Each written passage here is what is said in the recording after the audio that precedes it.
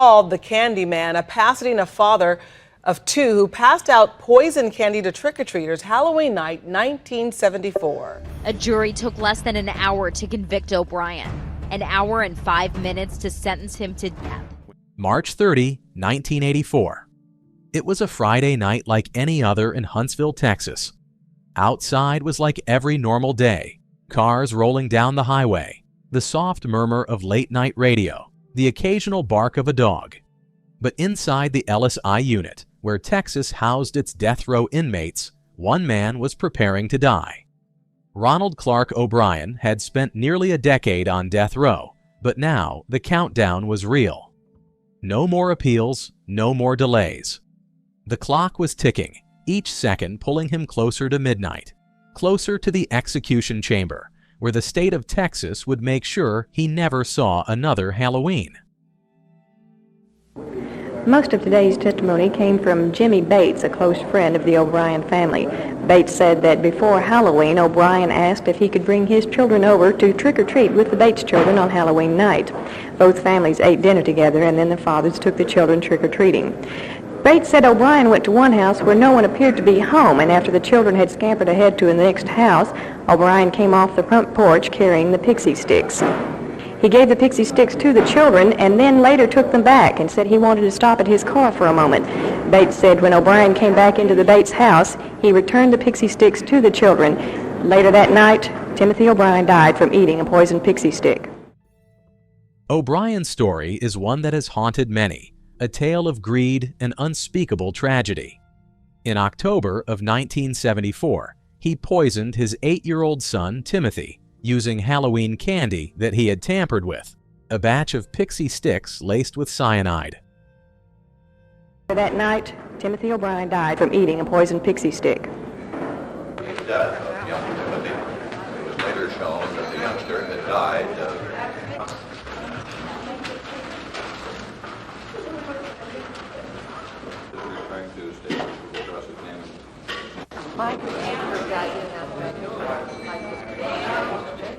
It's what? What, the witness? Driven by financial desperation and the lure of a life insurance payout, he committed an act that not only shattered the lives of his family, but also sent ripples of terror through a community. It had all his bills written out next to the numbers. On added machine tape, he had added them all up, and it came to almost the exact amount of what he stood to collect. That single horrifying act has since made him one of the most notorious figures in the annals of American crime, forever linking his name with the dark occurrence of a ruined Halloween. For nearly 10 years, O'Brien has been on death row at the Ellis IR unit, isolated and despised even by his fellow inmates. According to a former chaplain, he was shunned, regarded with such contempt that even those condemned for lesser crimes refused to acknowledge him. The inmates, bound by a shared code of silence, even petitioned for a demonstration on the day of his execution, a final expression of their collective hatred. His first date for execution was set in August 1980, only to be postponed. A second date in May 1982 met a similar fate until Judge Michael McSpadden scheduled a third execution for 31st October 1982, a date chosen for its symbolic connection to Halloween. Each delay only worsened the sense of inevitability that now hung over him. Finally, after countless appeals and a drawn-out legal process, the final execution date was set for March 31st, 1984. the death of young Timothy. It was later shown that the youngster had died of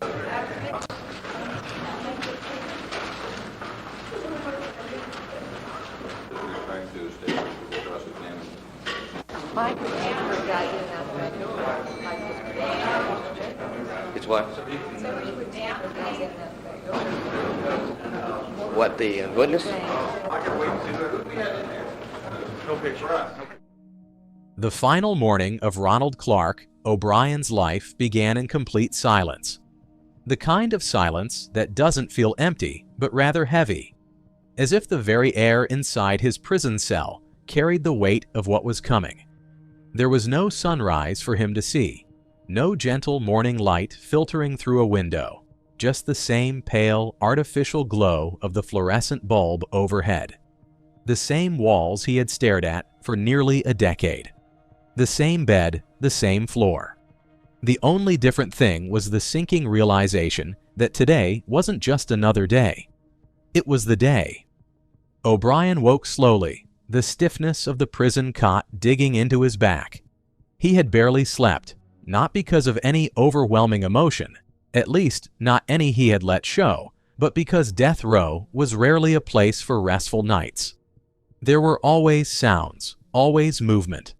The occasional clatter of footsteps in the hall, the muttered curses of a guard, the distant cough of another inmate. But last night had been different.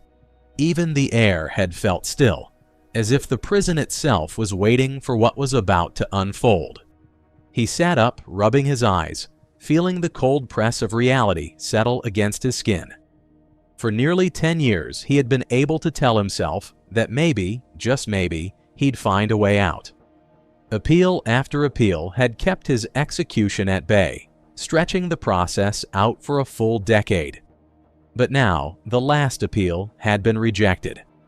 There was no next court date, no emergency filing, no last-minute reprieve. This was it. At 7 o'clock in the morning, a guard arrived at his cell door, the routine unchanged from any other morning. O'Brien was handed his breakfast, a standard prison meal, far from the indulgence of his final dinner later that evening. The tray slid through the slot in the door, landing with a dull clatter. Scrambled eggs, a slice of toast, and a small cup of watery coffee. Nothing special, nothing ceremonial. He picked at the food, chewing slowly, tasting nothing. The minutes stretched on, turning into an hour, then 2. He had nothing to do but wait. No visitors were scheduled, no letters to write. He was utterly alone. The guards who passed his cell didn't say much. They never did, but today they seemed even more distant. They weren't cruel, nor were they particularly sympathetic. They simply were professionals doing their job, watching over a man they had come to know, not as Ronald Clark O'Brien, but as the child killer. The one even the other inmates wanted nothing to do with. By 9 o'clock, O'Brien was escorted to a holding area just outside his cell. It was part of the standard procedure, moving the condemned inmate to a separate space for their final day, ensuring nothing was left to chance. No sudden acts of violence, no disruptions. Not that anyone expected O'Brien to resist. He wasn't the fighting type. He walked without protest, without expression, his hands cuffed loosely in front of him. The hallway was long, the sound of his own footsteps oddly hollow against the concrete. If he was afraid, he didn't show it. If he felt regret, he didn't say. At 10 o'clock in the morning, a legal representative arrived for a brief meeting. There was no good news. The final appeal had been rejected 2 days prior, and there was nothing left to argue. Lethal injection had been ruled not cruel and unusual punishment. There would be no last-minute stay. The lawyer spoke, explaining everything in a professional, measured tone, but O'Brien barely reacted. He had heard these words before, too many times to count. Only now, there was no delay coming, no more waiting games. O'Brien met with prison officials to discuss the procedures for the evening ahead. He was informed that the execution would take place at midnight, and he was explained the process in clinical detail, how he would be strapped to the gurney, how the IV lines would be inserted, and what drugs would flow through them. Throughout this meeting, prison records indicate that O'Brien asked several detailed questions about how long the process would take and whether he would feel pain. He seemed almost scientifically curious about the mechanics of his own death, one official later remarked. Throughout the noon, the chaplain had made several visits to O'Brien's cell. They had quiet, serious conversations about forgiveness, redemption, and what comes after death. The chaplain's visits seemed to give O'Brien a bit of comfort, like a lifeline to something bigger. Despite everything, he stayed calm, leaning on his faith as the inevitable drew closer. At approximately 4 in the afternoon, the ritual of the final meal commenced, a tradition steeped in both somber ceremony and a semblance of human compassion. O'Brien had selected a T-bone steak, cooked medium to well done, accompanied by French fries with ketchup, whole kernel corn, and sweet peas. A lettuce and tomato salad, garnished with egg and dressed with French dressing, added a touch of freshness to the plate. Warm rolls and saltines were provided on the side, and for dessert, a slice of Boston cream pie awaited. To drink, he had asked for iced tea, sweetened to his preference. The meal was laid out with meticulous care, each item a grim reminder of the gravity of the occasion. It was an indulgent spread for a man who had murdered his own child, all in the hopes of collecting an insurance payout. For the kitchen staff, this was a procedure they had performed before, yet it never lost its weight. The guards who delivered the tray did so with a subdued demeanor, with quiet heaviness in the air. 2 hours later, at 6 o'clock, as the sun dipped below the horizon, he was escorted from his cell for his last meal. There was no chatter, no casual exchanges between him and the guards. They had a job to do, and he was just another name on the list. O'Brien approached the meal with a measured calm, consuming each bite slowly, as if prolonging this final indulgence. The soothing flavors, perhaps, offered a fleeting distraction from the reality that loomed ahead. As he ate, every bite must have tasted hollow. He chewed slowly, methodically, as if dragging out the only pleasure left to him. Some inmates barely touched their last meal, their stomachs too knotted with fear to swallow. O'Brien? He ate. Not in a rush, not in a panic. Just a man facing the inevitable, one forkful at a time. Beyond the prison gates, a different scene was unfolding. A crowd had begun to gather, over 300 of them, a mix of demonstrators representing the polarized sentiments surrounding the impending execution. Anti-death penalty advocates stood in solemn protest, their placards bearing messages of forgiveness and the sanctity of life. At the other end were pro-death penalty supporters, holding their signs high, some painted with messages like "trick or treat." Their voices rang out in chants, a collective expression of anger and a desire for retribution. They had come to celebrate, to witness the end of a man whose crime had haunted the country for a decade. Some had even dressed for the occasion, wearing Halloween masks, throwing candy at the anti-death penalty demonstrators, mocking and reminding them why they believed this execution was justified. The charged atmosphere represented the widespread anxiety for what was to come. O'Brien's final meal had long been cleared away, and he was left alone with his thoughts. The routine sounds of the prison, a distant door clanging shut, the echo of footsteps in the corridor, felt like a countdown, ticking away the remnants of his life. The anticipation of what was to come hung heavily in the air. For O'Brien, the afternoon was a slow march toward the inevitable. The rituals had been observed, the formalities concluded. All that remained was the waiting. The world outside buzzed with energy and emotion, but within the confines of his cell, time stood still, marking the final hours of the infamous Candyman. As the sun dipped below the Texas horizon, casting long shadows across the prison yard, the walls of the LSI unit seemed to close in tighter. The sky outside was completely darkened, the last traces of daylight disappearing. Night had officially arrived, and with it, the final hours of Ronald Clark O'Brien's life. By 8 o'clock, the prison was coming alive in a way it hadn't in years. The fluorescent lights inside hummed with a dull flicker, offering no warmth, no comfort. Outside, the air was cooling, but inside, the weight of the coming hours pressed down like an unbearable heat. As the hours crept by, the passage of time seemed to distort, each minute stretching into an eternity. The guards moved differently now. Their usual sharp, efficient motions were slower, more measured. There was no casual talk, no exchanged glances. This was different from the everyday routine. They had walked past this cell 1,000 times, but tonight was the last time they would. By 10 o'clock that night, a quiet knock at the metal bars broke the silence. It was the prison chaplain. He stepped inside, carrying a Bible that had been worn down by years of this same ritual. He had been here before, seen men in O'Brien's place countless times. Some cried, some begged, some raged against their fate. But O'Brien? He just nodded and gestured for the chaplain to sit. For a while, the only sound was the flipping of pages. The chaplain read softly, his voice low but steady, offering words of redemption, of forgiveness.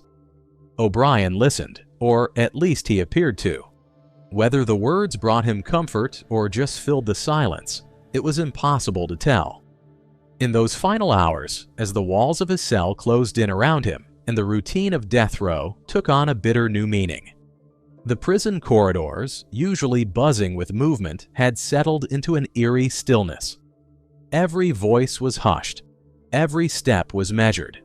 Even the guards seemed to avoid making eye contact, as if locking eyes with the condemned man might make them feel something they didn't want to. O'Brien shifted on his cot, exhaling slowly. Did he feel regret? Fear? Peace? It was hard to tell. His expression was unreadable, his thoughts locked away where no one could reach them. At exactly 10:59, the warden made his final visit. He looked him straight in the eyes and said simply, "It's time." The execution. From this time onwards, Tony Pilkington, a student journalist with Huntsville Morning News, covered the execution of Ronald O'Brien, providing first-hand accounts of the events surrounding the execution. As the clock struck 11 on March 31, 1984, the atmosphere within the Ellis Afur unit in Huntsville, Texas, grew increasingly tense. The prison staff commenced the meticulous preparations for the execution of Ronald Clark O'Brien, a man whose crime had cast a long shadow over Halloween night.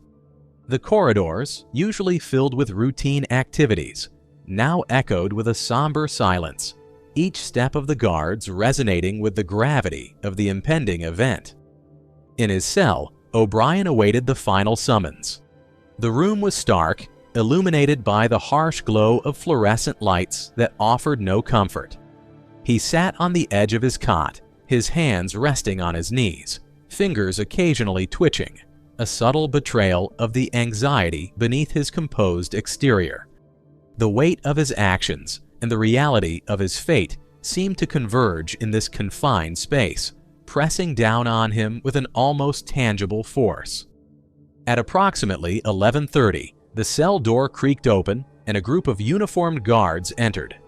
Their faces were impassive, masks of professionalism hiding any personal sentiments. One of them read aloud the formal notification of the execution order, his voice steady but devoid of emotion. O'Brien listened silently, his gaze fixed on a point beyond the concrete walls, perhaps lost in thoughts of what had led him here. The guards positioned themselves around him, and with a gentle prompt, O'Brien rose to his feet. His movements were deliberate, as if each action required conscious effort. They escorted him out of the cell, the metallic clanking of chains accompanying their procession. The journey to the death chamber was short, but each step seemed to stretch time, elongating the moments between life and the unknown. The corridor was dimly lit, shadows dancing on the cinder block walls. The air was cool, carrying with it the faint scent of antiseptic, a reminder of the clinical procedure that awaited. O'Brien's breathing was measured, his eyes forward, absorbing the final sights of a world he was about to leave. Upon reaching the death chamber between 11:45 and 55, the guards guided O'Brien to the gurney positioned at the center of the room. The space was unadorned, functional, designed solely for one purpose alone: execution by lethal injection. Bright overhead lights illuminated the area, casting dark reflections on the polished surfaces. A large observation window faced the gurney, behind which witnesses had begun to gather. Prison officials, media representatives, and a few individuals connected to the case. O'Brien was assisted onto the gurney, his body aligning with the cold vinyl surface.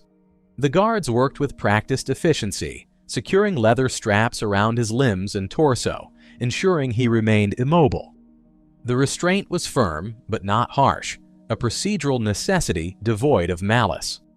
Throughout the process, O'Brien remained silent, his face a neutral mask betraying little of his inner turmoil. A medical technician approached, methodically preparing for the insertion of the intravenous lines. The sterile scent of rubbing alcohol briefly permeated the room as the technician swabbed O'Brien's arms, searching for suitable veins. After a moment, the needles were inserted, and clear tubing snaked from his arms to the IV stands, holding bags of saline solution. The setup was now complete, and the instrument of death ready to fulfill its function. By 11:59, the preparations were finalized, and the warden stepped forward, his expression solemn. He asked O'Brien if he had any final words, a ritualistic offer of closure. O'Brien turned his head slightly, his eyes focusing on the observation window where the witnesses stood. Taking a breath, he spoke, his voice steady but tinged with an undercurrent of emotion. "What is about to transpire in a few moments is wrong," he began. "However, we as human beings do make mistakes and errors. This execution is one of those wrongs, yet doesn't mean our whole system of justice is wrong. Therefore, I would forgive all who have taken part in any way in my death. Also, to anyone I have offended in any way during my 39 years. I pray and ask your forgiveness, just as I forgive anyone who offended me in any way.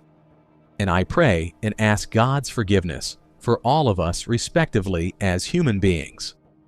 To my loved ones, I extend my undying love.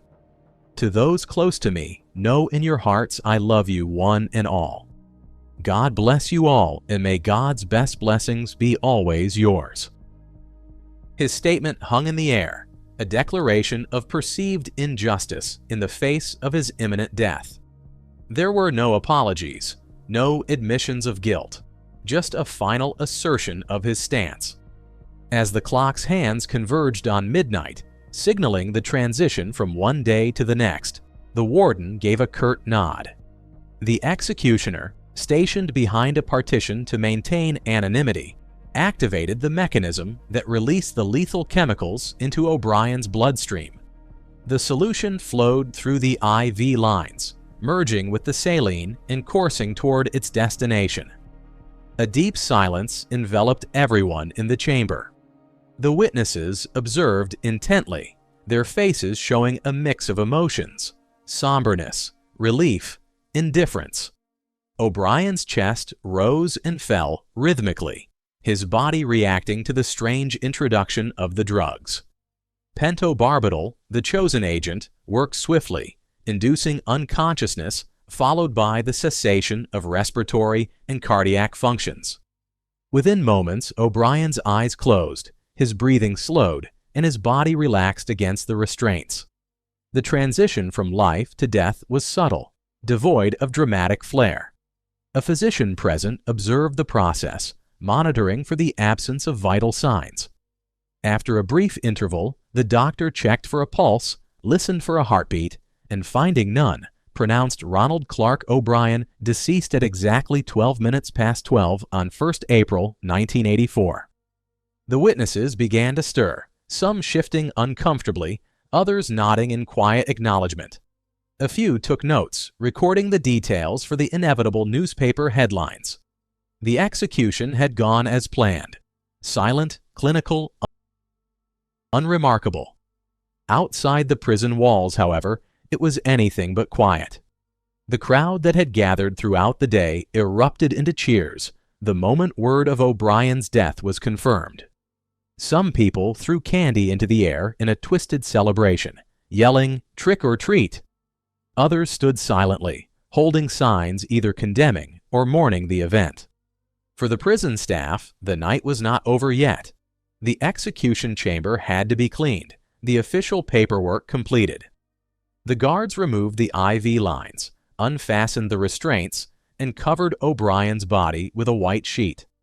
His remains would soon be taken to Forest Park East Cemetery in Webster, Texas, where arrangements had already been made for burial. His son, Timothy Clark O'Brien, had been buried in Forest Park Lawndale Cemetery in Houston 10 years prior. Inside the cell rooms, the inmates in nearby cells knew what had just happened. Some had pressed their ears to the cold steel bars, listening to the muted sounds of the execution.